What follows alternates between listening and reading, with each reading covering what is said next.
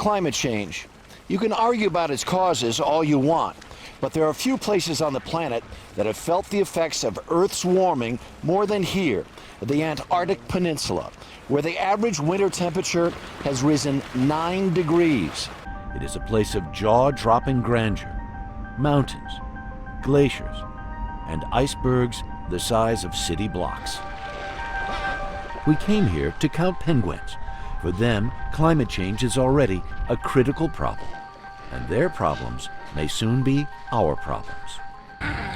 Antarctica is home to millions of these dumbfoundingly charming and remarkably resilient animals. A flightless bird that has been cavorting around this part of the world for 60 million years or so. Naveen is the Birdman of Antarctica. A citizen scientist, he founded an organization called Oceanites. Its sole purpose is keeping track of the penguin population. Would it be too much of a stretch to say these penguins are sort of the canary of the coal mines of climate change? Oh, we do think that. And in fact, that's one of the reasons why we're so focused on them, because they are the thing that we can study. And we hope that they can tell us a little bit about what we might expect elsewhere. All the species on the planet are going to have to deal with climate change. It's not an Antarctic issue. But these penguins are dealing with it now.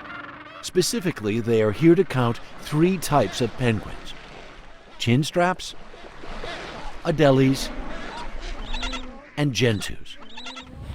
Easier to do now because it's December, summer in the southern hemisphere. Warmer winters mean rain sometimes instead of snow, birds building nests in mud instead of ice. For several days, we sailed and counted, and sailed and counted. But about halfway through our 11-day journey, we came upon a place called Brown Bluff. There we saw a penguin colony Ron discovered. His connection here is visceral, because it's almost unrecognizable from when he first set foot here. What's the biggest change you've seen here since you started coming here 30-some years ago? There's no snow. This is crazy. This is usually covered in snow. Snow that is making it difficult for me to count these guys. It's not here this year. The sea ice was low this year. In other locations in the Antarctic Peninsula, I can walk beaches that were covered by glaciers when I first came so many decades ago. This place is changing. And changing fast. This year, Antarctica had the lowest amount of sea ice since satellites began keeping track in 1979. And not by a little bit. Sea ice was down some 66,000 square miles from the previous record low. That's about the size of Washington State. Heather Lynch says the Adélie penguin population here has declined by 70% since the 1980s.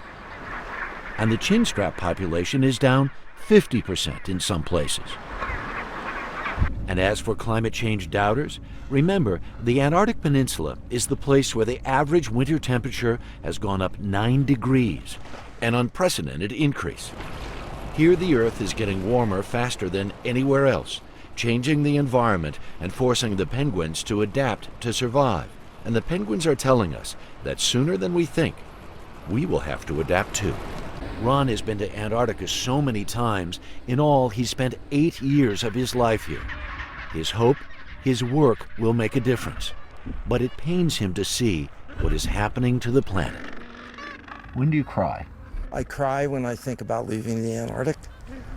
I cry when I think about my grandkids, Max and Charlie. And I think about what they're going to be facing when they're 10 or 15 years older than they are now. That really chokes me up a lot. They represent to me what this is all about.